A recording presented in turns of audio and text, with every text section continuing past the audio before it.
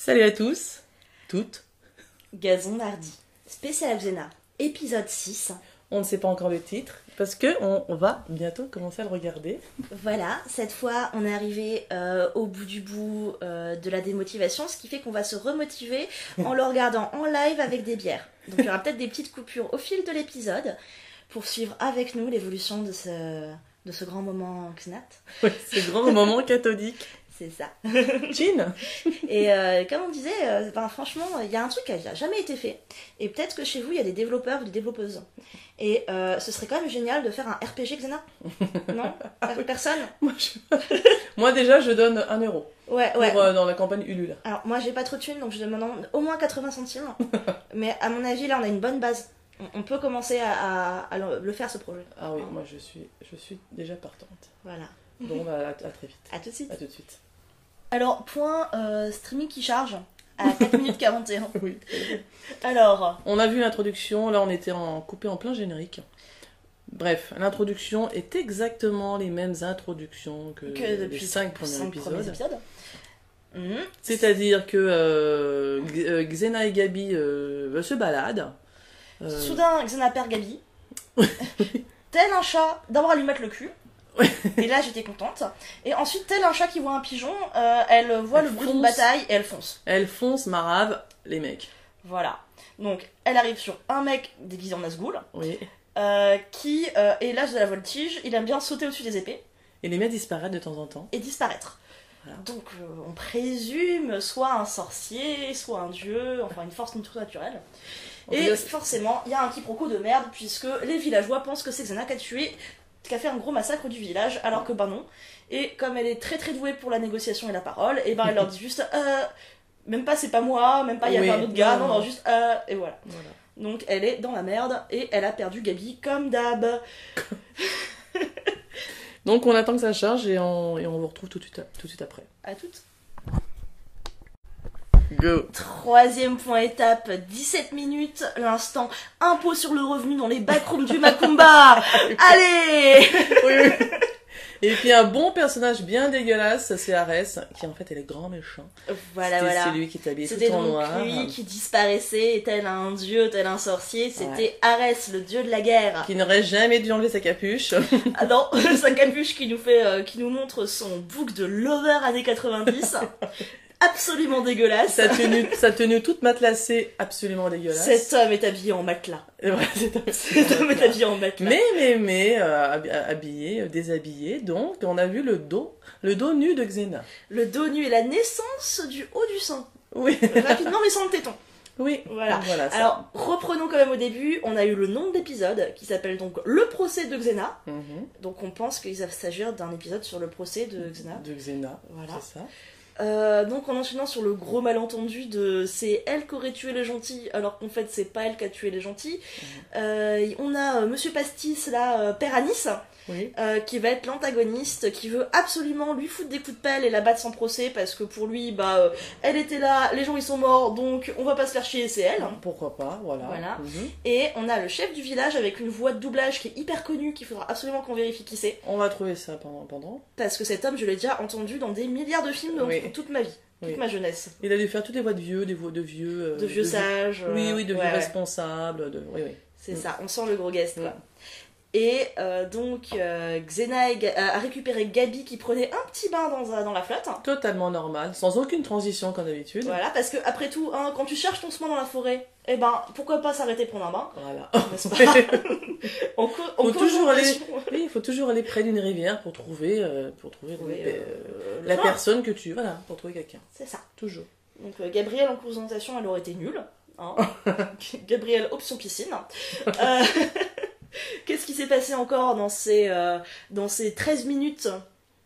Et ben justement, elle se retrouve, et là les méchants, justement, elle continue dans la forêt, les méchants sortent de derrière les fameux buissons, les fameuses pierres, parce que tout le monde est planqué dans des buissons, dans les pierres. Alors, les buissons dans Xena ont un effet couvrant incroyable. Xena n'a qu'à se reculer dans un buisson à l'épisode 1 pour passer complètement inaperçu. Et là, tu peux cacher une trentaine de pécores dans 5 buissons. C'est l'élément de décor le plus important de la série. Tant que t'as un buisson, tu peux être Hitman, quoi. Oui. Aucun souci, t'es en furtif avec les buissons. Ouais. C'est très très utile. Donc elles se font marave un petit peu par les méchants. Enfin, Xena... non, pas les méchants, par les villageois. Par les villageois, oui. Ouais. Mais Xena rend les armes. Ouais. Rend les armes totalement. Sous les yeux effarés de Gabrielle qui l'a pensée un peu plus combative. Mais voilà, l'excuse c'est j'ai pas envie de faire un massacre de villageois. Voilà. Parce que n'oublions pas que Xena est devenue gentille. Oui. Voilà. Et donc voilà, elle rend les armes, on la retrouve sans transition aucune, bon si, un petit peu, dans une cellule attachée, pieds et mains liés. Voilà, ce qui nous permet de découvrir ses sous-vêtements. Oui. Son joli petit corsage. Bustier, jupette. Ouais, tout à fait. Absolument pratique pour les périodes de combat. Hein. Oui. On néglige toujours le petit bustier de combat. Ouais. Ouais. Et voilà, et Gabi qui rentre, qui lui dit « Moi, je vais te défendre, tu ne peux pas... voilà, Gabi a confiance dans la justice. Oui. Xena lui dit toujours barre-toi, cours loin, casse-toi, enfin voilà. Mais Gabi, non. Gabi a foi dans le système judiciaire. Gabi a vu tous les law and order. Gabi, elle est présente, elle est là. Et c'est là où Gabi donc repart et débarque Arès en téléportation. Qui du coup enlève sa capuche et nous laisse voir son bouc sexy. Ah oui, on a oublié, parce que avant elle est quand même on voit quand même une scène avec les villageois sans Xena où ils discutent du fait qu'ils vont lui faire un procès avec le vieux sage, avec la voix qu'on connaît. Oui. Et à ce moment-là, on a l'approche Arès furtive, puisqu'il se téléporte au milieu de la foule et qu'absolument personne ne voit. Nous sommes donc dans le village des myopes. Voilà. Puisque un mec dans une assemblée de 20 personnes, un mec en cagoule peut se téléporter, tout en noir. Sans qu'on l'aperçoive. C'est ça. Très très fort Arès, ou très très myope les gens, je sais pas. Ou très très mauvaise série, on ne sait pas encore. Non, pas mauvaise série. C'est série avec des légères failles scénaristiques. Ce n'est pas pareil. C'est ça. Nous avons foi en Xena. Et voilà, donc là, Arès en gros, avec son bouc dégueulasse et son œil bovin et sa tenue en matelas, c'est donc incarné dans la cellule de Xena, l'a libérée et l'a emmené mentalement dans un univers parallèle qui ressemble au backroom du Macumba de Mo. C'est ça. C'est ça. Tout est en carton-pâte, donc tout est en carton-pâte dans les décors. Grâce à la magie du fond vert. Oui. Et donc il essaye un peu de la corrompre, quoi. De un, il veut la pécho. Donc, il la regarde avec l'œil lubrique et lui fait des petits massages sur les épaules. Ce qui est assez perturbant, c'est que Xena a l'air de kiffer. Alors que le gars, c'est typiquement le gars qui arrive au Macumba et qui te commande ta bouteille de champ pour la table. Il a un petit côté Jean-Luc Lahaye, un peu dégueulasse. Ah ouais, mais complètement. Dégueulasse. Complètement. C'est le genre de gars, tu les repères à 10 km à la ronde. Oui. Chemise blanche et chaîne en or, classique quoi. C'est ça. Mais non, elle a l'air de plutôt se laisser charmer par le discours. Tu sens qu'elle va résister, mais tu sens qu'il y a la tentation. Ouais, non, mais bon, évidemment qu'on a tous confiance en Xena, elle va lui foutre un gros pain dans la gueule. Ou dans les couilles. Ou dans les couilles à un moment, bien évidemment. Voilà, quoi. Ses couilles de Dieu. Ses couilles en matelas. Ses couilles en matelas. Je pense que tout est en matelas chez lui. Tout est matelassé. Et tu penses que ses couilles aussi ont un petit bouc? Je ne sais pas. Je pense pas. Peut-être il y aura une director's cut, une version censurée de cet épisode. C'est ça. Il faut qu'on fouille un peu. Oh oui, Mais oui, donc voilà, nous en sommes là. Nous en sommes là. À 17 minutes. Xena lui dit gentiment, je ne mange plus de ce pain-là. Mais en même temps, elle se laisse foutre à poil pour avoir une jolie robe. Par le gros dégueulasse qui lui dit, tu es ma princesse guerrière, je veux que tu sois ma reine. Oh, comme tu es bonne. Bon, il dit pas bonne, il dit tu es belle, mais dans sa bouche, on dirait vraiment qu'il lui dit bonne. Ouais, vu sa tronche, oui. Il est... Dégueu. À tout de suite. La suite. 29 minutes et je ne sais combien de secondes. 16 secondes. 16 secondes. Voilà, nous sommes juste avant le verdict. Le procès a été suspendu. Que s'est-il passé dans ces 16 minutes, Serge? Eh bien. Alors déjà, il faut qu'on explique l'impôt. Parce que sur le point précédent, on s'arrêtait sur Sur l'instant, impôt sur le revenu foncier dans le backroom du Macumba. Il faut qu'on vous explique un petit peu quand même. Parce que sinon vous allez être complètement largués. Oui. Nous aussi, hein, mais je comprends. C'est qu'en fait, Arès a fait une proposition de pacte avec le diable, enfin avec lui-même, à Xena. Oui. Où en gros, il lui proposait... Il lui offre tout. Mais sur un document qu'elle n'a plus qu'à signer, et du coup Xena commence à lire ce document. Et dedans, il y a le taux d'imposition potentiel des villageois. Oui. Parce que quand tu fais un pacte avec le diable, c'est très important d'être très très précis sur le taux de la taxe foncière. Le truc qui te casse complètement ton immersion, quoi. C'est vrai. En tout cas, Arès lui offre tout, lui offre une armée, lui offre le pouvoir, lui offre plein de choses. L'amour, bien évidemment. Ouais. Et en fait, elle aurait juste à claquer des doigts pour dire « Arès, aide-moi » et elle aurait tout. Parce que son but qu'il lui dit à elle, c'est qu'elle conquiert le monde pour ensuite réussir à devenir recouvreur fiscal. C'est un beau projet, car ceci est notre projet. Oui. Mais Xena s'en l'arnaque. Alors, je veux pas présumer, mais vu que c'est le dieu de la guerre, je pense que son but, c'est pas faire régner la paix sur Terre. Non. Je pense que son but, c'est la guerre. C'est juste de récupérer du fric. C'est ça. Ouais. C'est-à-dire, c'est pas le dieu de l'impôt. c'est pas dieu de la taxation. Donc, elle fait l'arnaque. Elle fait. Et elle a raison. Elle a raison, Xena. Elle a raison. Et donc, donc son procès l'attend. Elle attend son procès. Voilà. Donc, en attendant le procès, d'abord, les villageois l'amènent pour essayer de l'exécuter publiquement, quand même, histoire d'eux. Du coup, ils se la traînent. Ils traînent un espèce d'épouvantail en paille pour lui montrer ce qui lui attend. Et au moment où ils veulent l'exécuter, Gabriel intervient. Comme toujours. Voilà. On entend toujours un petit peu les figurants qui parfois font des « Ouais, il a raison !» Ou alors « Ouais !» Ils sont top, les figurants. Ils ont un mot à dire. C'est ça. Voilà. Et donc Gaby intervient, se met la corde au cou littéralement pour dire « Si vous la butez, butez-moi ». Donc Xena n'est pas très contente parce qu'elle veut le protéger, Gaby. Voilà. Le vieux sage qui a donc la voix... La voix de l'oncle, l'oncle dans Arnold et Willy. Voilà. Je ne sais plus comment il s'appelle l'oncle, mais en tout cas il a la même voix. Une voix un peu de merde quand même. C'est une voix de merde, mais c'est la voix dans ma tête qu'avaient tous les hommes de plus de 60 ans dans ma tête quand j'étais enfant à cause d'Arnold et Willy, entre autres, parce qu'il n'a pas du doublé que ça.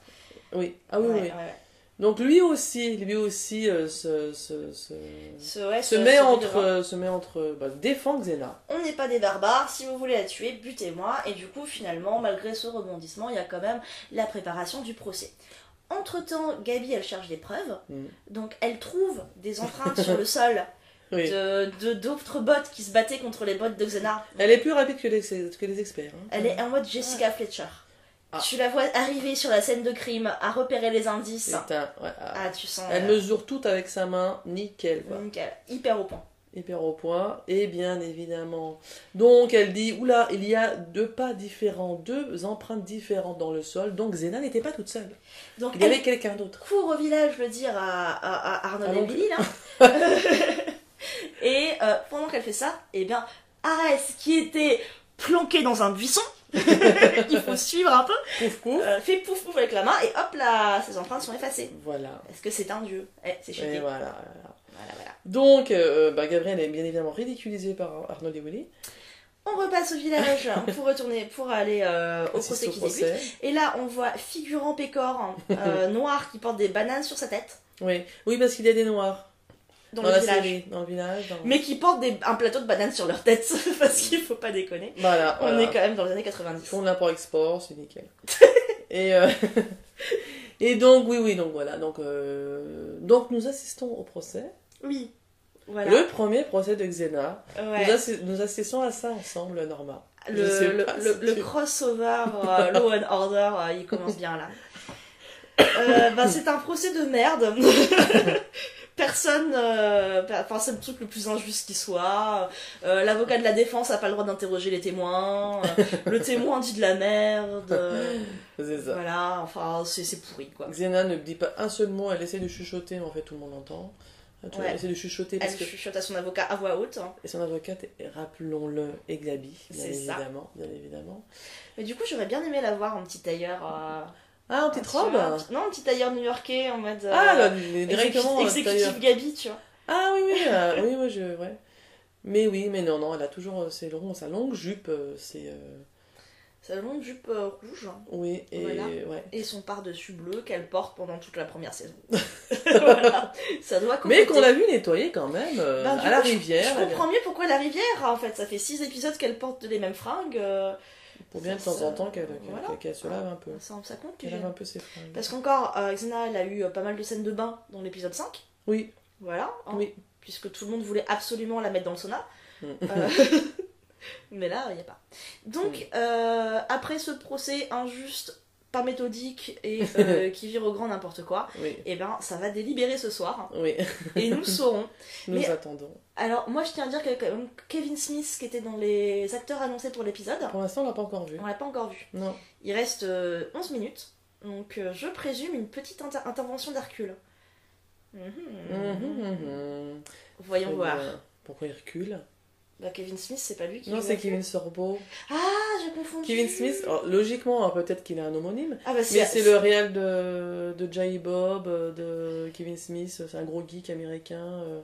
Attends, c'est Jay Bob, et puis il a fait d'autres trucs, il avait Dogma. Ah, mais ça doit pas être le même... Mais non, mais du coup, je pense qu'on a complètement stoné. Et puisque moi, je le confondais avec Kevin Sorbo, ça doit être l'acteur qui joue Arès, qui s'appelle Kevin Smith. Peut-être. Enfin, ça me paraîtrait plus logique qu'un... C'était pas marqué au début avec la présence exceptionnelle de Kevin Smith, non? Ou avec la présence de, peut-être pas exceptionnelle, non plus déconner dans Xena, une présence exceptionnelle. Non, mais ça doit être l'acteur qui joue Arès. Hein. Peut-être, il va falloir qu'on vérifie ça. Ça doit être ça. Bon. Ok, allez, très bien. À toutes. Point d'urgence. Point d'urgence en 3 minutes, l'heure est grave. Oui. Nous venons d'assister malheureusement à Xena qui a foutu une grosse baffe à Gabi. Une torgnole. Une torgnole, et ouais, donc...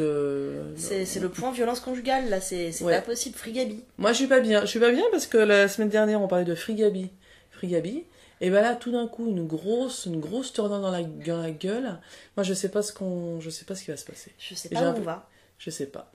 Ouais, donc... En fait, j'ai très très peur qu'on nous fasse ensuite le gros mea culpa. Je me suis rendu compte en te mettant sur la gueule que ma colère était indomptable et qu'il fallait que je fasse un travail sur moi. Mais reste avec moi, chérie. Enfin, j'ai vraiment peur qu'on nous vende ce discours-là, tu vois. Ouais. Ça, je vois bien le truc. Hein. Il y a beaucoup de personnes qui font ça. Ouais. Donc je le sens pas bien pour Gabi, quoi. Puis surtout, je sais pas, une relation qui commence est tout le temps mise de côté, elle te fait pas confiance, et derrière elle te fout une torgnole sous prétexte qu'elle est un peu sénère, et ensuite on va nous vendre la relation. Non, je suis pas à l'aise. C'est caca ça. C'est caca. Non mais là depuis 5 minutes en plus, l'épisode a pris une de ses tournures, enfin on est arrivé dans un donjon SM. Hein. On est arrivé dans un donjon SM. Puis ils ressemblent tous à des vikings, moi je comprends pas où on est, quoi. On dirait tous des vikings, les pécores, là. Les pécores vikings. Ils ont pénétré dans le donjon où était attaché en nuisette Xena. Ils ont commencé à le fouetter, à mettre des coups dans le ventre. C'était vraiment... 50 Shades of... Et Arès est apparu, lui a dit, il faut que tu... Marave des gueules. Il faut que tu maraves des gueules, et que tu sortes la puissance qui est en toi, voilà. Oui. Retrouve ta colère, retrouve ta violence. Voilà. Et donc retrouve le goût dans le sang, le goût du sang dans la bouche. Elle l'a fait. Elle s'est libérée de ses chaînes avec une pirouette ridicule. Ouais. Elle a passé une porte de la manière la plus inutile qui soit. Parce qu'elle a pété la porte d'ailleurs en kick des pieds, ça je veux bien. Oui. Mais ensuite elle a refait un petit bond pour la passer. Alors qu'elle aurait pu marcher, hein. C'était pas... Oui. Elle aurait pu l'enjamber normalement. Mais non. Il faire un saut périlleux, quoi. J'ai pas compris. Voilà. Et après, elle casse des gueules. Et c'est très violent. Ah oui, c'est... Extrêmement violent. J'ai jamais vu Xena aussi violente que ça. Ah non, mais là, il suffit qu'un homme à bouc l'emmène au Macumba, et ça y est, c'est plus la même, quoi. Non. Je suis contre ça. Je suis contre cet épisode. Remboursé. Bon, on se retrouve très vite pour la suite. On a peur. Hein. Je crains le pire. On a peur. Ouais, moi aussi j'ai peur. 6e et... Dernière partie. Oui. Après le choc de la grosse baffe que Xena donne à Gabi, on a encore un peu sur le coup de l'émotion. Moi, je t'avouerais personnellement. Moi, je suis toujours un peu troublée, surtout que la suite, effectivement, nous a pas vraiment rassurés. Non. Donc, Xena se rend compte, elle regarde tout d'elle dans sa geôle, qu'elle a maravé tout le monde. Gabi est partie. Et elle commence à vouloir soigner les blessés. Le vieux sage, papa Arnold et Willy, là, il vient. Il lui dit, bah, t'aurais pu te casser. Elle dit, ouais, mais non, t'aurais pu te casser, t'aurais pu t'enfuir, on te comprend pas. Elle répond en gros que avec tout ce qu'elle a fait et avec le fait qu'elle soit encore capable de faire du mal à des innocents, peu importe qu'elle ait ou non tué les villageois, parce que de toute façon elle mériterait de payer pour ça. Et il lui dit non, on va faire un procès juste, on va te juger que pour l'affaire des villageois. Voilà, donc procès juste, on n'y croit pas trop. Mais bon. Donc elle reste dans l'attente du procès. Et là, qui vient lui parler à la fenêtre? C'est Gabi. Gabi qui réagit en mode non, mais je savais très bien. Ouais. T'étais pas dans ton état normal. Elle lui demande même pas des excuses, rien du tout. Et puis. Elle râle pas. Non, c'est juste. Elle accepte le truc, elle lui trouve des excuses toute seule. Elle vient lui témoigner son affection et son amitié, lui proposer de l'aider à s'enfuir. Xena lui donne un petit compliment, du coup elle est toute folle, toute émue, parce qu'elle a eu une micro-marque d'affection de la personne qui vient de lui barinfer la gueule. Non, je suis déçue parce que je voulais pas voir Gabi comme ça, quoi. Ouais. Enfin... Il faut encore... Ouais. Il faut encore qu'elle... bien évidemment qu'elle prenne encore du poil de la bête, et puis... Et puis elle est complètement sous le charme et un peu sous l'emprise, là. Le joug de Xena, Xena, quoi. Ah oui. Ouais. Oui, c'est assez dégueulasse, ça. C'est toxique, hein. Oui, comme tu dis, oui. Voilà, on avait une relation qui allait qu'un sur le début de l'épisode, et là, d'un coup, on a une relation toxique. C'est ça. Voilà, je suis pas contente, je suis pas d'accord. Bon. Bref, du coup, Xena envoie chez Gabi... en disant oui j'ai besoin d'être seule, donc Gabi part et tout, et elle s'arrange à faire une arnaque à Arès. En gros elle lui dit c'est ok, je te dis je pourrais peut-être, mais à condition que tu me ressuscites les guerriers que je veux. Oui. Voilà. Et du coup forcément elle ressuscite les paysans qui sont morts et qui du coup disent c'était pas elle. Elle, c'est un être de bonté, de douceur et de gentillesse. Qui bat sa femme, mais ça, on s'en fout. Voilà. Ça, c'est autre chose. C'est dans la vie privée, après tout. C'est toxique. Oui. Voilà. Et donc, Arès lui suce le doigt en lui disant la prochaine. Non, cet épisode est dégueulasse. Je l'approuve pas. Oui. Et puis, elles partent du village...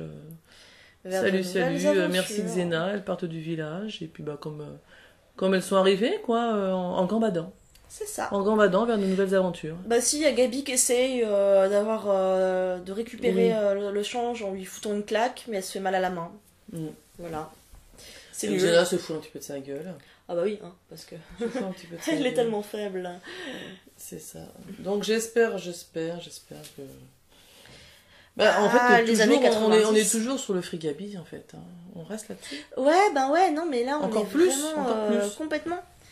Complètement, mais Free Gabi en mode quitte Xena, trouve-toi une petite pépette qui te respecte. Enfin, je sais pas, quoi. Je veux dire, on est vraiment dans les années 90. Il y a Jean-Claude Vicieux du Macumba qui te lèche le doigt en disant la prochaine, et toi t'es obligé de pas lui foutre un coup de pied dans les boules, mais juste de jouer le jeu et d'essayer de le piéger et tout. Enfin, on est vraiment dans une espèce de climat.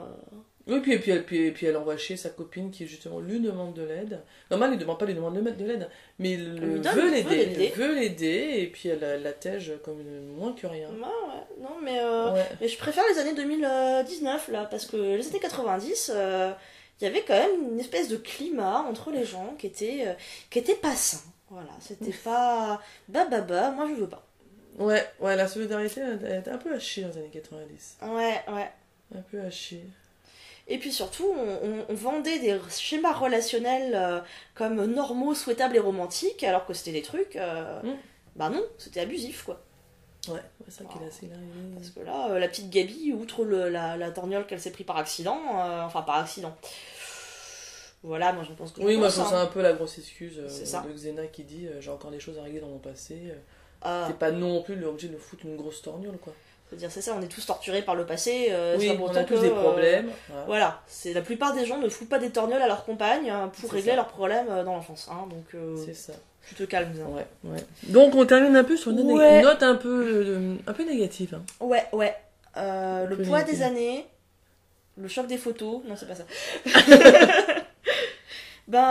Du coup, là c'est un peu un nouveau format qui est complètement décousu parce qu'on l'enregistre au fil de l'épisode et en buvant de la bière. Donc ça va être encore la même chose pour l'épisode 7, mais avec plus de bière. Oui.